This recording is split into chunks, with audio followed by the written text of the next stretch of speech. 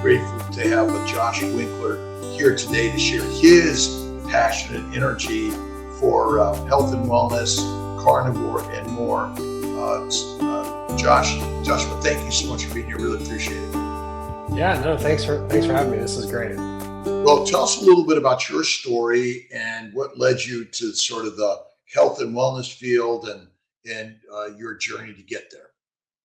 Okay. So always have been passionate about health and wellness. Years ago, I did some coaching and always have been just intrigued by the human body and fitness and things like that. So life kind of got in the way though. And It does. I got lazy. I'll be honest. I got lazy. I got had a dad bod, just kind of let things go. I was always, kind of on the slender side, but had a gut, but I wasn't like obese or felt like, in a room, I still felt like I was pretty lean comparatively, but I felt terrible, felt like garbage. And my wife had been working with a coach for years and she had some health problems. And all of a sudden she started having issues where she couldn't lose weight. And she had lost some weight, gained it back, lost some weight, and then gained it back. And then, she was just really struggling. So we were working with a health coach that does functional health. And he said, we need to get some labs run. We need to go a little deeper. And found out my wife had Hashimoto's.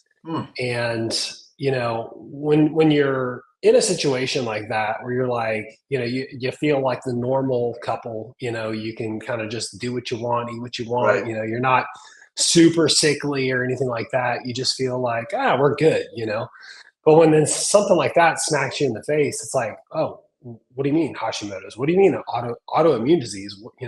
We're relatively healthy. Like, what does that mean?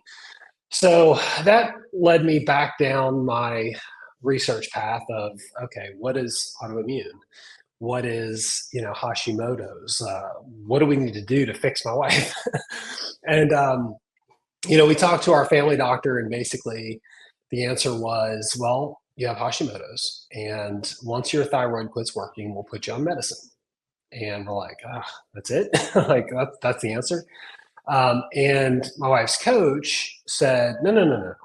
We can beat this. We can actually put it in remission. And we're like, oh, okay, well, how? So we started going down this road of research. And I also have a condition called eosinophilic esophagitis, where I've had it since how long you had that? I think I've had this. I remember in elementary school, and this is going back, they had the little chicken nuggets with the yeast rolls and the mashed potatoes, and we'd kind of mix it all together and make a sandwich. Well, anytime we had those, my food would hurt. It would get stuck and it would hurt. And, I never knew what it was. I thought it was just eating too fast. But later on in life, that progressed and got worse and worse to where at one point I thought I was having allergies. Like my throat was so restricted that I was trying to take Mucinex because I thought I had congestion. Right. And it would just come right back up. I had to take olive oil and coat the pills just to get them to go down because my esophagus was actually, and one of the times I went and got scoped, it was like 8 millimeters wide. And how old were you at that time? This has been going on, my whole life. But the time I got scoped, I've been scoped 3 or 4 different times just since I've lived in Florida, which has been about 3 years. Wow. And every time I went in, they would stretch it a little bit. And 3 months later or 2 months later, I'd go back in for another stretch and it would go back. So they went from like 8 to like 13, went back in, it was down to 11. Then they went from 11 to like 15, went back in, it was down to like 13. So it just kept going back. Nothing was working there. The only thing that offered any relief was a steroid slurry that I had to basically drink. And it was, reducing that inflammation topically. However, prednisone worked at one point and then it quit working. And it's like your body builds up a tolerance. And I didn't want to be on steroid slurry the rest of my life because all the side effects that comes with that. So needless to say, we started looking at all kinds of stuff. And at the same time that my wife found out she had the autoimmune condition, we started working with her functional coach. Has a clinic, a vitality clinic, and he's a co-owner in that. So he referred her over to the clinic. She was put on low dose naltrexone, which is really good for some of the autoimmune and the inflammatory type stuff. And her, long story short, with her numbers ended up going into a remission state. Her TPO antibodies were down to like 15 at one point.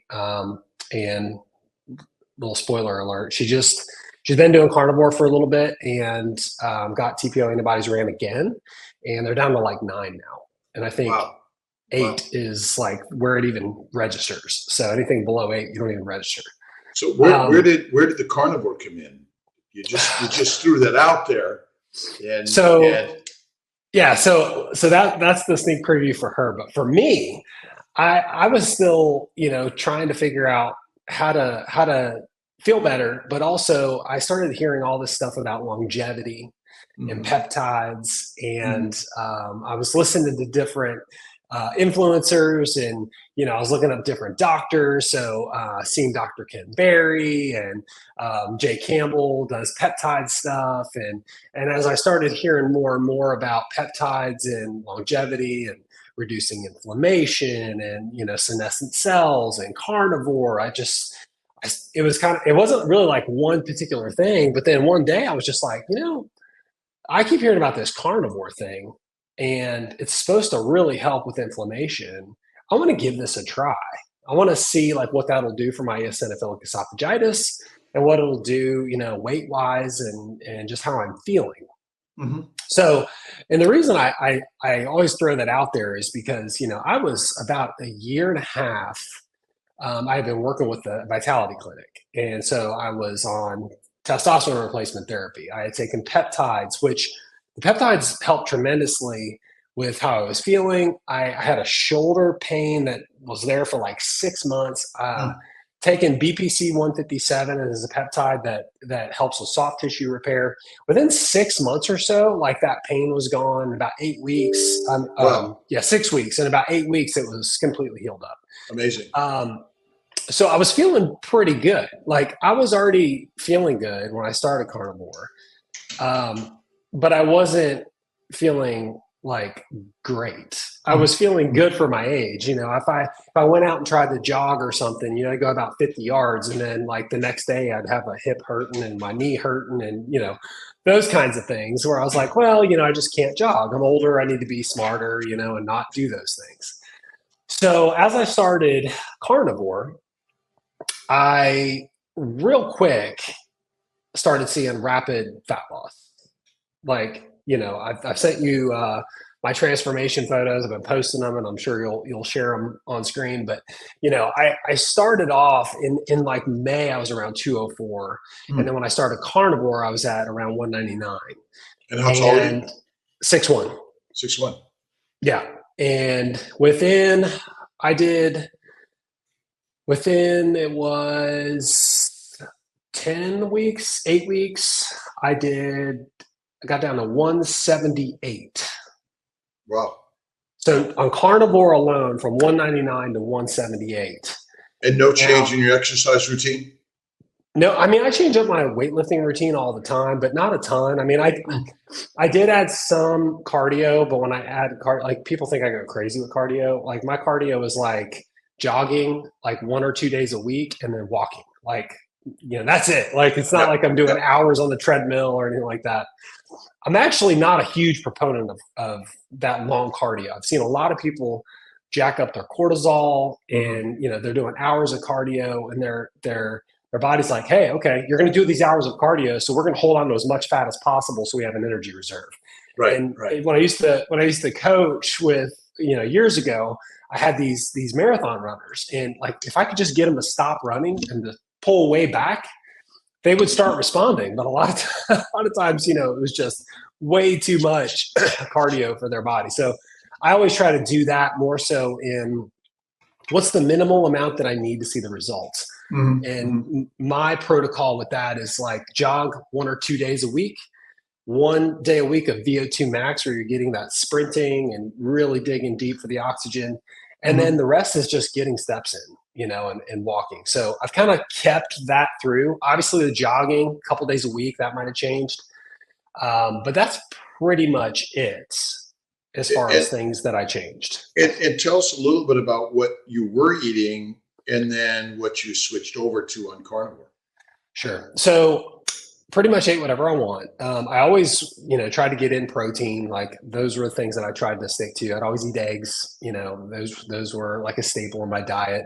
But a lot of packaged, I just got lazy. A lot of packaged food, eating out, those kinds of things. And when I switched over to carnivore, Which is what was carnivore for you? yeah, I was just gonna get, so I watched a video from Nisha Berry, and there was the flexible carnivore, and I was like, okay, flexible carnivore, that's something I can try. So flexible carnivore to me was doing meat, eggs, butter. I did a little bit of dairy, mostly full fat. So like if I did like an ice cream, I'd have some heavy cream, that kind of thing. I didn't do a lot of milk, especially in the first 2 months. And I did do artificial sweeteners like stevia and Splenda. So I'd have Milk Zero. I'd have, a coffee with some sweetener in it. Butter, I did do butter, and obviously all other meats were game on. I'm not a big seafood guy, so or really any. So I really don't do any fish or anything like that. So it's primarily beef, bacon, a little bit of chicken, a rotisserie or wings or something like that. Eggs, butter, cheese. So that was it. No fruit, no vegetable, no seeds, no nuts. But you were using some soda zeros and some sweeteners, like stevia. You said. Cool. Yep. And how are you feeling? Fabulous. So like I said, the weight came off right away. That was one big thing. Got to probably as lean as I've ever been in my life. Wow. And that was a huge transformation. The other thing I noticed is that I started, my whole life I've been a sleeper. Like I can sleep till 10, 11 o'clock in the morning if someone doesn't wake me up or if I don't have an alarm. But I started waking up at like 5:58 when my alarm was set for 6. So getting up a lot easier. The big thing that I noticed day to day was my stability. I didn't have these crashes where I was like tired and brain fog and just that mental sharpness all day long. The other thing was that when I started trying to jog a little more, I didn't have joint pain. I'd run like, half a mile, and I got up to 2 miles where I was running 2 miles with no ankle, hip, nothing bothering me. The transition wasn't bad either. I hear about oxalate dumping and things like that, but I had about 2 weeks of that where I felt like I'd wake up and my thumb would hurt for like an hour, or my knee or something, but those subsided pretty quick. I also feel like, I knew how to get into keto pretty quick too. So like one of the things I did in the very beginning was I did intermittent fasting. I pushed heavy fats. I tried to do a little bit more exercise just to get rid of the carb stores. Because I know a lot of people really struggle with that kind of keto flu in the beginning. So I was pretty versed at, just from a nutritional perspective, how to navigate that, and did the electrolytes and things like that. So I had a really easy transition. I've heard some people say it was harder for them, but it was pretty easy. Esophagitis. What's happening to your esophagitis? So I've also started taking LDN and doing the carnivore, but I have not had, nothing. I went steaks, big bites, I'm not having any even like inkling of it getting lodged or stuck. And I'm really excited because I want to go back in and get scoped again and see what my measurements are. I'll probably do that at the beginning of next year, but also my my GI doc's a vegetarian, so yeah, and they believe that that's the healthiest diet we can be on, and you're sharing a secret with them, right? Yeah, I'm curious to see what that response will be like. Oh, hey, it's completely gone. What did you do? I just ate only meat. Well, so I've been uh, using LDN for 20 years. Low-dose naltrexone is a great yeah. anti-inflammatory in the 1 to 3, 4 milligram dosing. It's pretty amazing. But Yep. like anything else, is you're removing the sources of inflammation, which Okay. is essentially plants and protein and low-fat diet. And so by going carnivore, it sounds like you've significantly removed the source of your inflammation, and you feel Right. tons better. Yeah. Absolutely. And your wife? She's doing great. She's feeling fabulous. She's been, I'd say, much more consistent in the fitness space. She just kind of like I'm an all or nothing kind of guy. So like I'll Mm-hmm. get in and I'm gonna go work out 3 hours a day every day. And she's just like hitting it 5 days a week, an hour, 45 minutes for life. So Got it.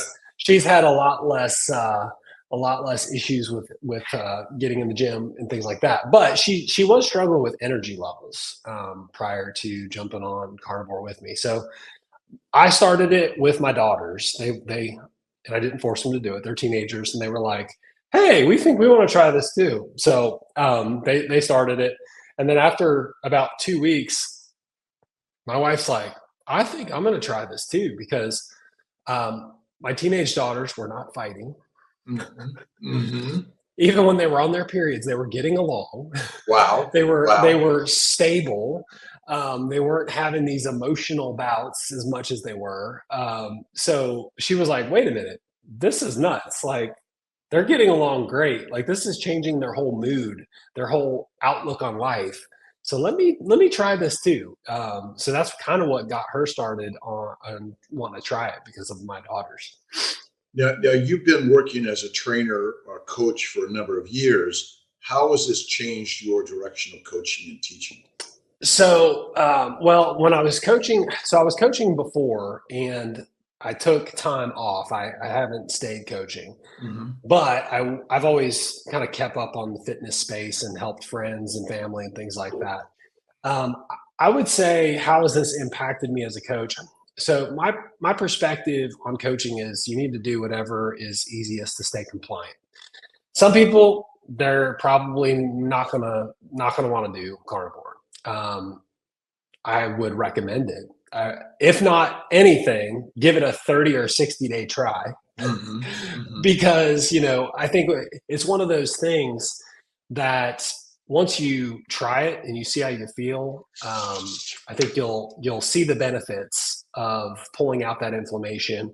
I've heard some people say they want to do cycles of something like carnivore, and then they go into like a paleo style and they go back and forth. I mean, I don't know. I know you've been around the space a whole lot longer than I have, and you've probably seen everything under the sun when it comes to carnivore. But for me, it's like I think people got to do what they can do and stay compliant. And I kind of look at it like, if folks will get away from seed oils, if they will get away from packaged foods, they're going to be a whole lot better than eating the standard American diet.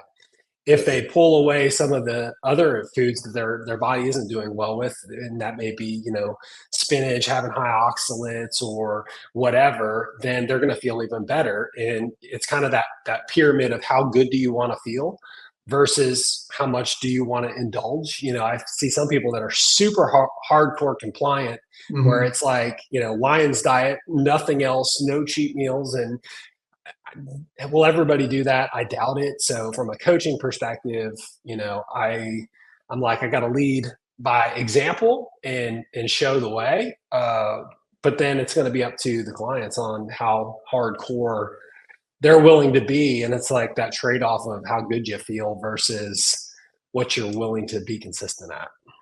And I know you talk about your social media support and getting out there and teaching others. How important do you think it is to get out on social media and teach this? So when I was coaching years ago, like social media wasn't as popular, and the one thing that I got to thinking, this was kind of couple months ago, I was sitting here contemplating, like, the impacts I'm having on life.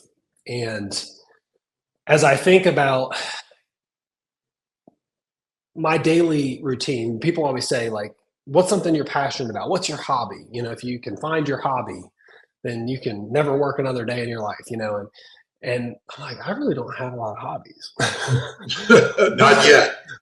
but just about everywhere I go, I get into these health conversations where people are talking about training or food or peptides or hormones, or, and I can literally talk for hours and hours and hours, and I enjoy it so much.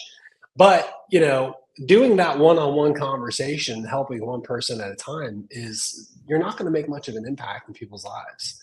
And as I started sharing my journey, I got to see the power. I had a couple of posts that I posted on like Twitter where like 40,000 views. And I'm like, it would, how long it would take to talk to Oh, 41,000 people? forever. Like forever. Right, So, right.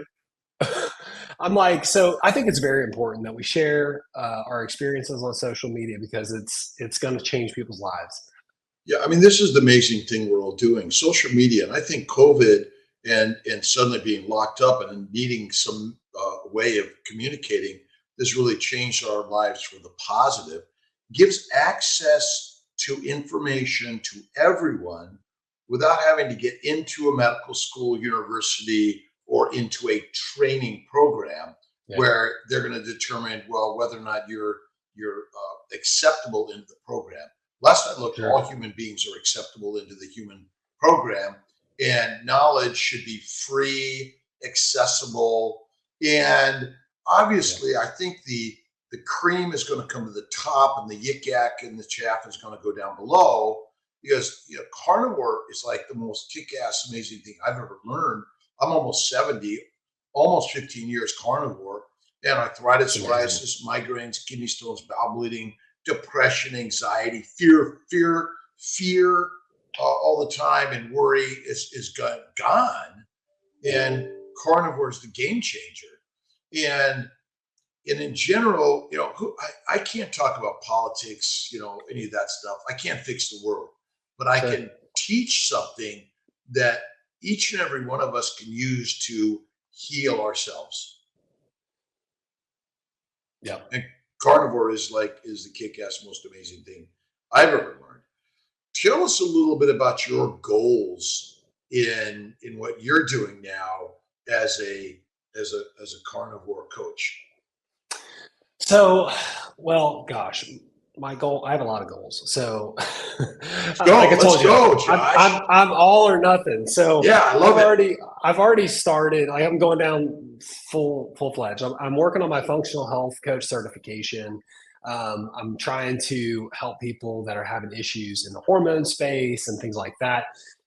Really trying to help educate people, get people the testing they need. I have a clinic that I can work with, so I see some people, their doctors, they won't order blood work for them, so they won't know what's off in their bodies and what levels are off. And some of these online labs are just outrageous. So trying to help in the diagnostic space is one of the things that I think testing is a huge part of the future. There's another company I'm working with that is similar to like the GI map. That they can test your gut bacteria to see what you're kind of predisposition to, so you can work on things preventatively versus just waiting till they happen. I'm also working on a app that I'll use in my coaching, where I will be able to give folks, meal plans and kind of diet recommendations, exercise library, workout plans, all of those things, and that I'll have tiers. So I'm trying to make this to where I'll have a low barrier to entry for folks that want resources, that they can come in, get resources, self-study, be able to make changes they want. And then for people that need that hand holding and those customized plans that are tailored to them to get the most rapid results, there'll be a tier for that. Also trying to get into the space of like recipes and just resources and building out a website. And like I said, there's like so many things. And Years ago, I built a lot of this stuff, and I forgot how much time it It, takes. is this your day job? No, it is not. What's your day job? I work at the federal government. Okay, cool, cool, cool. And do you ever find yourself like everyone asks, or you just keep sharing to people that maybe like you think don't have any interest in this, but they're looking and they're learning? Wherever you are, people are intrigued, don't you think? Yeah, yeah, absolutely. And how many people are struggling with their health? Oh my gosh. Well, I mean, I've seen graphs of like what they expect for obesity and autoimmune conditions over like the next 10 years. It's unbelievable. Like it's What's crazy. what's the cause of obesity and autoimmune conditions? I would say diet. Plants. Yep. Isn't that kind of simple? I mean, plant-based diet is packaged. Even Right. if you go for fresh fruits and vegetables, they're mostly toxic. And so, isn't carnivore like the easiest thing you could ever do? Yeah. I mean, you struggled with this eosinophilic esophagitis, which essentially is just chronic esophageal inflammation, right? Sure. And Yep. did any doctor ever ask you about your diet? No, we did food. Well, they said, oh, you might be allergic to some foods. And, they did all these tests, but nothing ever came back conclusive. But did they go through a careful nutritional analysis of what you eat?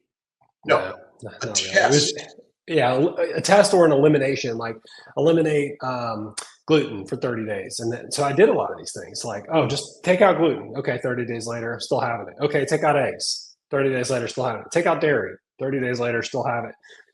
And, they had 6 different foods they wanted you to eliminate one at a time because they thought it was more a allergy based versus an inflammation based, which could be a toxic buildup of all the different things you're putting in your body.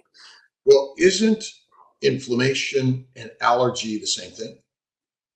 I don't know if they'd be defined as the same thing or not. I mean, Same thing, same same thing, thing, same thing.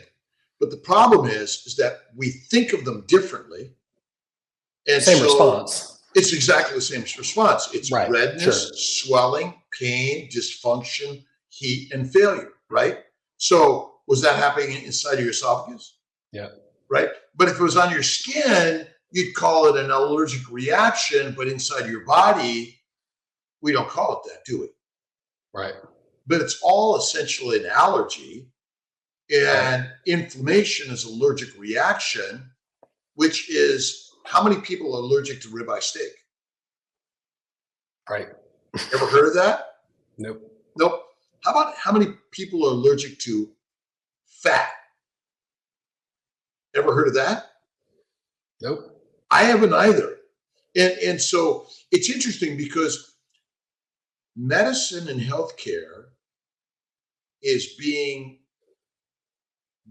given over to everybody to be able to diagnose and treat all of their diseases without a doctor. Right. Right. Do you think that's the way of the future? You know, I feel like people have to take things in their own hands. I mean, I really do. Yeah, yeah, I go yeah. back to, my results were crazy, but I had already worked on a lot of things that were off. I had low testosterone, I had things that, and I used other things to help in that space. And, I think I probably would have saw the same results, maybe not as quick, if I would have done carnivore prior to kind of fixing some of those things that I already had going on. And I don't know, in some cases, like I know you said you've used low dose naltrexone. Do I know. you? We use it for our clients all the time who are Right. infertile. Yeah, yeah. Okay, gotcha. So you're an advocate of using some of those ancillary things to help as your body's healing with using carnivore simultaneously. Acupuncture, massage, meditation, prayer, red light therapy, cold water therapy, all sorts of things that we Yeah. utilize because these are ancient methods of healing. And things like, there are some, remember, medicinal plants can be helpful, But in general, if you remove the plants and add fat, because there's something called protein poisoning. So many carnivores don't focus on fat. They focus on protein. Carnivore, paleo, and keto are not high protein and they're not low carb diets. They're high fat diets. And so people miss. So when you eat fat, it kills the microbes in the gut. Are the microbes in our gut good for us or deadly for us? Dr. Rob Kiltz, another beautiful, spectacular day. And I just want to send thanks to all those for watching the newest episode of Carnivore Conversations. Be sure to follow us on Spotify, Apple Music, and other streaming platforms to gain access to the full 1-hour episode. And don't forget to like and subscribe for more to come. God bless.